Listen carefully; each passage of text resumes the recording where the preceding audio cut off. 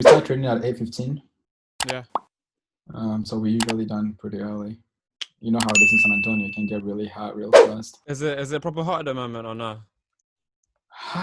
Today wasn't. I don't think it's too bad. It's gonna keep warming up, but I mean the one game that we've had at home was actually pretty nice because it had rained earlier in the day, and so it wasn't too bad. But still, I mean it's San Antonio. It's only gonna keep getting hotter too. Chill. How you been keeping up?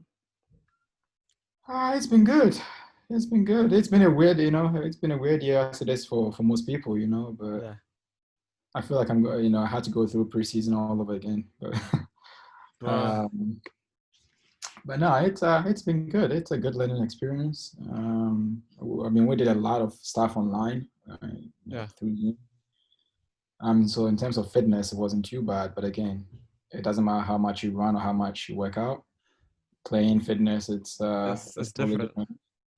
Yeah, and then when we came out, we couldn't really have a proper game because you're the only teams that were closer to us to drive are teams that we're gonna play like 4 times in the season, Yeah.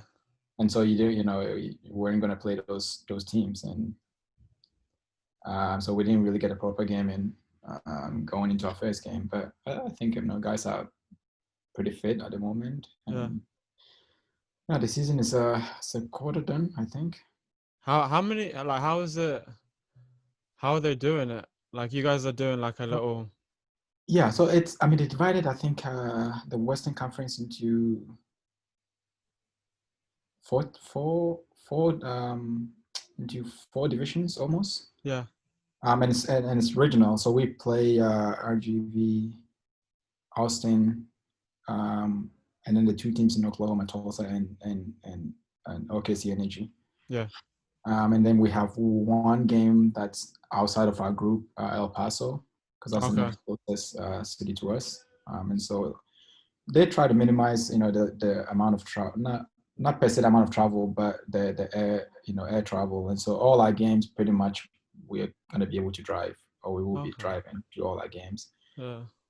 And some teams played 2 games before the pandemic hit. Some teams played 1 game, and so every team is going to end up getting 16 games when it's all said and done. Yeah. Yeah, and then the playoff format just goes from there. The top 2 teams from every group makes it. Yeah. It would be like just like the normal season when you have eight teams that make it out of Eight the West teams, Conference. So yeah, it's yeah. gonna end up being 8 teams, and then you have the playoffs from there. The season is supposed to end pretty early too. I think October 2nd is our last game, which is pretty early Yeah. compared to last year. But yeah, it's weird. It's weird. I mean, imagine playing the same team 4 times. It's, yeah. You're playing the same team 4 times. Yeah, we're playing. Yeah, some teams like RG. We played RGV away, and then turned around the next weekend and played them at home.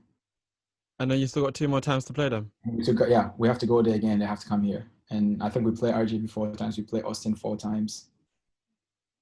Maybe one other team 4 times. Yeah, you get That's tired of seeing crazy. each other. It's weird. It's Alright, man, let's get into this. So welcome guys. Today we've got Josh Yaro on the insight. Josh, just give us a little background on yourself, innit?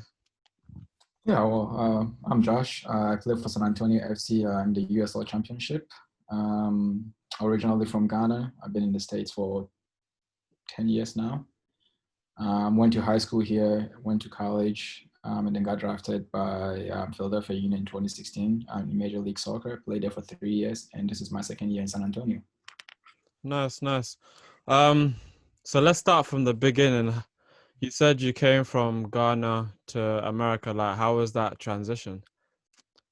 It was quite a transition. I mean, before that, I had been out of Ghana, to a few places in Europe, and but that was always, for football and for tournaments and stuff like that. And Yeah, so, and of course, I mean, the European culture is totally different from the culture here. yeah, And so, getting out of Ghana, at the age when I did, to come here fully into a boarding school.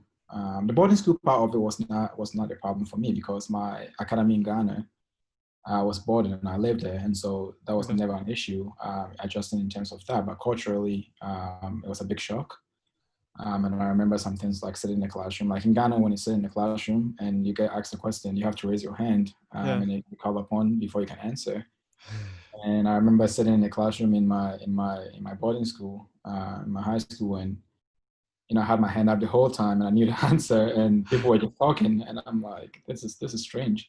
Yeah. And so I had to end up at the end of the day, go to my advisor and say, hey, uh, I know the answers, but I'm not getting called upon. And she had to explain to me that it's you just talk whenever you want, and so just little things like that. I mean, nothing major, but little things like that I found really weird, and it was something that I wasn't used to. But over time, I had a great support system that helped me out figure things out. My high school, did a great job of making sure that I got provided with the things that I needed, and so there was always someone when I needed help. And over time, it became a second home to me. Yeah, for sure. Talk more about your academy in Ghana. Is that Right to Dream, right? Yeah, it's Right to Dream. So Right to Dream was started by Tom, who actually used to be a scout for Manchester United in Africa, and so he came to Ghana, saw kids play, and was like, there's a lot of talent here, but Just there isn't much opportunities. And if and so he sat and thought, what if these people have the proper facilities and good coaches and an environment where they can play and grow as players? How much more talent can you develop, in a country that's full of talents? And so he started Right to Dream Academy, and it's gone through a lot of transformations. It's at a point where now it's one of, if not the biggest academy in Ghana, definitely in Ghana, and in Africa, produced tons of pro players. And so the second part of it came because if you look at even college athletics, it's, as they say, it's only 1% that go on to play professionally, and so it's not everyone that's going to go play professionally right away. From the academy. So what are you going to do with those group, and how can you help those guys still achieve something in life, even if it's not through football? And so the second part of it was focused on education, it was just like a regular school. You go to practice in the morning, you go to school afterwards, and then you have training again in the afternoons. And so we got an education just like a normal school, and kids that were wanted to push that route were given the opportunity to come to the US, just like myself, to further education. And from there, anything is possible, because I was able to complete my education while, and then play professionally afterwards. But there are some that have come to the US, gone through high school, gone through college, and are now working jobs, just regular jobs. And so the academy is doing a lot of good things in Ghana. Still doing a lot of good in Ghana, and it has produced a lot of graduates, both as pro football players and as scholars as well. how did you get picked up by them? Did they like watch like the normal, let's say, Yeah, like Sunday league games or something like that? Yeah.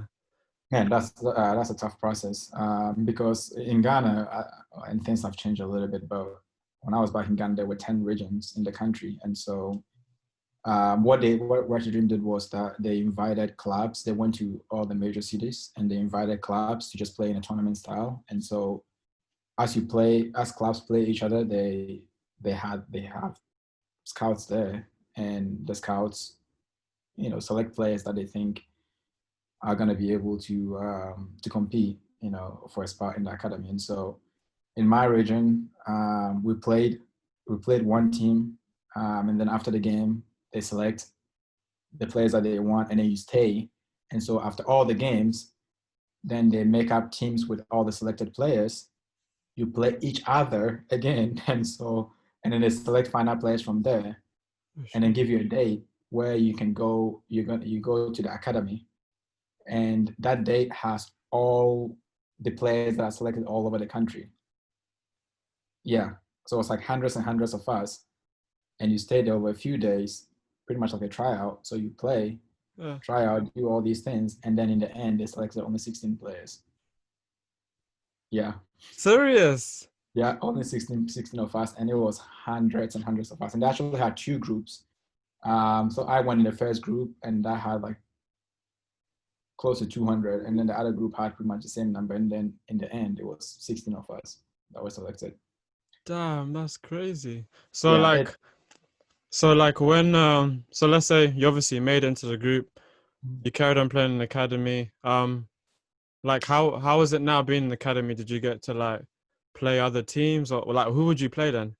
Yeah, so I mean, we played other club teams. The one advantage that we had was that we were training every day with arguably the best players in your age group in the country, and you had coaches that were really good coaches, and we're fortunate because I remember when I was back in the academy, we had coaches from Fulham, we had one coach from Newcastle, we had coaches from Man United, from Man City, coming down and working with us, Damn, that's sick.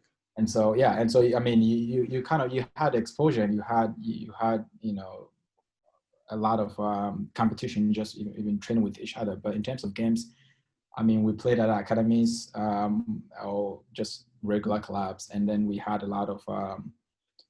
I think it was my group was the first group to actually play in a national tournament in the Milk Cup. Yeah. My first year we came in, we were third place, and then I forget what my second year we came in as, and then actually there was a group after that was able to win it, and then the Gotia Cup now. Gothia Cup, yeah. The past 3 years, I think my academy has won it in its age group. Gothia, So, hold on, that's Austria, right? no, that's Gotia Cup is in Sweden. Sweden? Yeah. I played in Yeah. I'm thinking Cordio is in Austria. Yeah, Yeah. Gothia Cup. Yeah. Okay, yeah, Sweden. Yeah. So the past 3 years, my academy has won it in this age group, and it's so you kind of get this exposure, all these exposures, and again, when you're playing with good players, I mean, you improve. That's You just improve, yeah. and so it was good that way because playing on a club team was great, but being selected to the academy and having that competition and having all the exposures of playing outside the country and getting to meet all these other coaches, that were coming down from the UK and training with us, and you could see that that was an inspiration for us because the coaches were clearly would tell you if you work hard enough, you can go on and play professionally, and so that was the hope, and yeah, ended up being a pretty good one of the best things to happen to me personally in my life. Yeah. Damn. So obviously you've come to America now and you're staying in California. Did you come over with your parents or did you just come over by yourself? Nope. So my academy, and it's a pretty interesting story as well. There used to be a coach at UCSB. His dad went to Ghana, and it was the same thing. It was just a visit, and saw kids play, and he's like, "Dang, like these kids are young, but they're good." And that's something that how it is. Like that's something this would be good for the college. And so, but the kids were not even done with high school yet, or not even high school yet. And so how do you bridge that gap? And so he came back and he talked to a prep school in California and said, "You offer scholarships to kids from all over the world. These kids are amazing. This is what we're trying to do. Would you be willing to offer a scholarship to a kid?" And so the school said yes, but my academy was hesitant because imagine sending just one kid to a place that you don't even know much about. Like that's just it. So my academy said, "Okay, we'll do it if you take two guys because at least then they have each other." And so yeah, that's what happened. The first two guys came over, ended up going to UCSB, and the school that they went to used to play actually a high school that I ended up going to. And my high school was like, "Oh, these guys are, good footballers, but as people, they're amazing as well. Like we would want to be involved in something like this. This is a great project." And so my high school also started that, and then it just kind of went all over the country. I mean, we have kids on the East Coast and the West Coast, pretty much everywhere. And so that's kind of how it started. And no, I didn't come over with my family. It was a boarding school, and I had a host family in Santa Barbara because most of the time during the breaks, I only was able to go home in the summers because during the breaks were too short, to fly back. And I played for a club team in Santa Barbara and I had tournaments and games over breaks anyways, so I wasn't going to be able to go home. Yeah. And so whenever I wasn't able to go home, I had my host family that I stayed with. And again, when I say I call California home now because it's my second family. Yeah, yeah. So you're obviously playing like club games and stuff. How was it? How was going from right to dream level to then your club games? Like, how was that? Yeah, I mean, it was definitely if I'm being totally honest, a little bit of a step down Yeah, because of how the intensity and everything and the level. But again, that my club in Santa Barbara provided me with a place to be able to compete, because even when you go to high school football, that's also another step down yeah, from the club. And so, but the club provided me with a place where I could still compete against good players yeah, and push myself, in that regards. And so, I also had one of my coaches, Lloyd. He's actually British, and he was someone that I was really close with, and he was a good person, good coach, and made yeah, sure that I never really took anything, you know. I was always challenged, if that makes sense. He always made sure that I was challenged in the right way, and pushed me. And so, yeah, it wasn't as much or as competitive as it was for me in Ghana, but again, it still provided me with the tools and an environment to grow and progress my career. yeah. So then, how did you bridge club to then obviously going to Georgetown? Yeah, I mean, I was fortunate also. I had one of my friends, Ima Boateng, who actually plays for DC United now, and I had a lot of good players in my high school, and so we actually do training with a coach outside of our club practice and high Mm, school practice. And so, because we knew that just doing club and high school football wasn't going to be wasn't enough enough. for us, because we knew exactly what we wanted to achieve and where we wanted to get to. And so we took that time in between to kind of get extra work in with the coach, and so to work on our technical skills, our fitness, and everything. And so I think that really also helped a lot, because the two of us pushed each other a lot and Yeah. helped each other to kind of reach our goals.